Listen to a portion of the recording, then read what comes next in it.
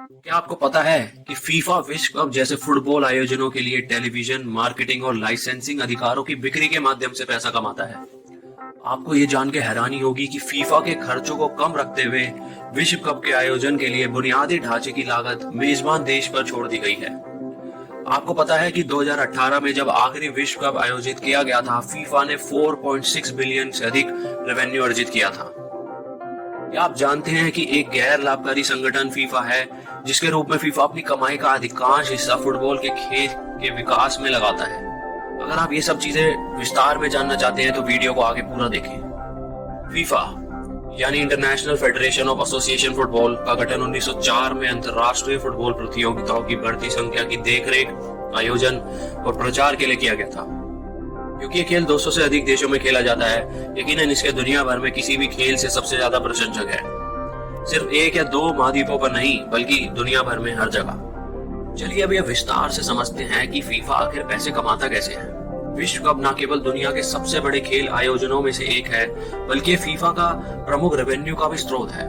FIFA को television rights, marketing rights, licensing rights के साथ साथ टिकटों की बिक्री से होने वाले रेवेन्यू से और अन्य आयोजनों से बहुत लाभ होता है। चलिए अब सबसे पहले टेलीविजन राइट्स को समझते हैं। फीफा ने 2015 से 2018 के बीच 6.6 अरब डॉलर के रेवेन्यू में से 49% लगभग 3.13 अरब डॉलर टेलीविजन राइट से ही प्राप्त किया था। फीफा टेलीविजन स्टेशनों और प्रसारण संस्थानों को लाइसेंसिंग अधिकार बेचता है, जिससे उन्हें विशेष क्षेत्रों में फुटबॉल खेल और संबंधित कार्यक्रमों को प्रसारित करने की अनुमति मिलती है। क्योंकि फुटबॉल दुनिया भर में बेहद लोकप्रिय है, इसलिए प्रसारकों के बीच लाइसेंसिंग अधिकारों के लिए कंपटीशन बहुत ज्यादा हो जाता है। इसलिए उनको ज्यादा कमाई मिलती है और उसका वो लाभ उठा पाते हैं। चलिए अब इसे एग्जांपल से समझते हैं।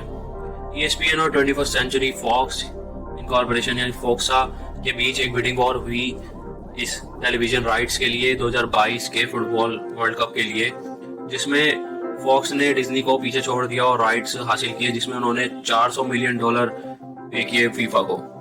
और हाईलाइट के राइट्स के लिए मेटा ने, यानी कि जो फेसबुक था पहले, ट्विटर ने और स्नैप ने, इन सब ने बहुत सारे मिलियंस ऑफ डॉलर्स दिए हैं फॉक्स को हाईलाइट को शो करने के लिए।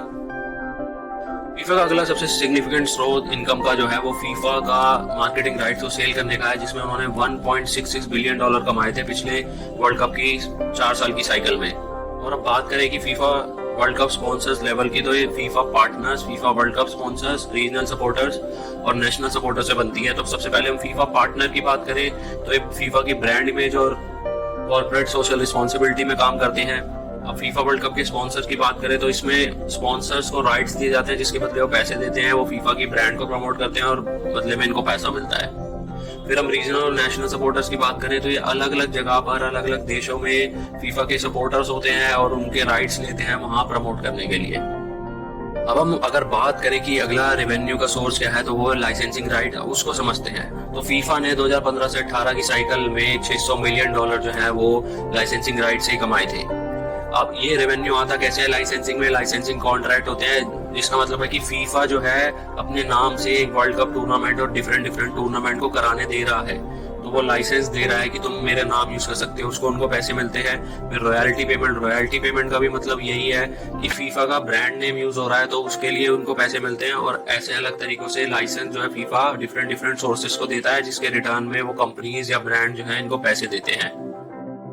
चलिए अब बात करते हैं कि फीफा का अगला सोर्स जिससे वो पैसे कमाता है वो है टिकट सेल।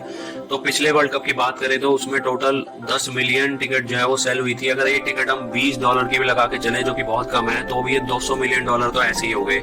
अब इस तरीके से फीफा जो है वो पैसे कमाता है। ये 4 तरीके थे जिससे फीफा जो है मेनली पैसे कमाता है। अब हम बात करते हैं कि फीफा का खर्चा कहाँ पर होता है। अब ऐसा तो है नहीं कि फीफा खाली 4 तरीकों से पैसे कमाता रहेगा और खर्चा होगा नहीं। भाई इतने बड़े टूर्नामेंट्स को कराने के लिए खर्चा भी लगता है, तो अब उसको हम समझते हैं कि वो कहाँ कहाँ लगता है। तो सबसे पहले हम बात करें पिछले वर्ल्ड कप की, तो उसमें 2015 से 18 के बीच में फीफा का $5.37 बिलियन का खर्चा हुआ था। अब इसमें बात करें इसमें कौन कौन तरीकों से जो है फीफा का खर्चा हुआ, तो सबसे पहले है इवेंट रिलेटेड खर्चे, जो कि 2.56 बिलियन था। इवेंट रिलेटेड खर्चे जैसे कि टूर्नामेंट को ऑर्गेनाइज कराना, टिकट सेलिंग के लिए काउंटर्स रखना और स्टाफ को हायर करना, ऑपरेशंस को मैनेज करना और जितने भी कंपनी के एक्सपेंसेस हैं उनको देखना, डेवलपमेंट और एजुकेशन प्रोजेक्ट्स, जैसे मैंने पहले बताया कि फीफा जो है नॉन प्रॉफिट ऑर्गेनाइजेशन है, तो जो कमाई है खाली अपने पास नहीं रखते, उसको स्पेंड करते हैं एजुकेशन प्रोजेक्ट्स में, डेवलपमेंट प्रोजेक्ट्स में। इस तरीके से उनका $1.67 बिलियन वहां खर्च हुआ। और दूसरा गवर्नेंस और एडमिनिस्ट्रेशन खर्चे में $797 मिलियन खर्च हुए थे। इसमें वो आ जाते हैं जैसे गवर्नमेंट की परमिशन लेना और दूसरे जो लीगल राइट्स हैं उनको सेल करना, डीलिंग करना, कंपनी से बात करना, और जितना भी एम्प्लॉइज एक्सपेंसेस है वो सारा इसमें आ जाता है। चलिए बात करते हैं कि चैलेंज क्या फेस करता है फीफा। अब ऐसा तो है नहीं कि खाली पैसा लगा दिया और पैसे कमा लिए और जो अर्निंग है उसको सोशल वर्क के लिए खर्च कर दिया और कोई चैलेंज फेस नहीं करना पड़ेगा। फीफा को बहुत सारे चैलेंज फेस करने पड़ते हैं, जिसमें से दो मेन है। जैसे कि पिछले वर्ल्ड कप की बात करें 2018 वाले में, 2015 में बहुत सारे लोगों पर करप्शन चार्जेस लगे थे कि वो अंदर पैसा खा रहे हैं और स्मूथ प्रोसेसिंग नहीं हो रही है, जो बिडिंग प्रोसेस हो रही थी फीफा वर्ल्ड कप की। और दूसरी चीज है कि 118 साल की हिस्ट्री रही है, पर 9 लोग जो हैं वही ऑर्गेनाइजेशन को हेड करते आ रहे हैं। तो क्वेश्चन ट्रांसपेरेंसी और गुड गवर्नेंस का आ सकता है कि भाई लोगों को चेंज नहीं करेंगे तो दूसरे लोग कैसे ऊपर आएंगे और जो अंदर की चीजें वो सामने कैसे आएंगी। बट इन सब दिक्कतों के बावजूद भी जो है फीफा ने बहुत अच्छा काम किया है और अपने ग्रोथ को बढ़ाते ही गए हैं और अच्छा काम करते गए हैं।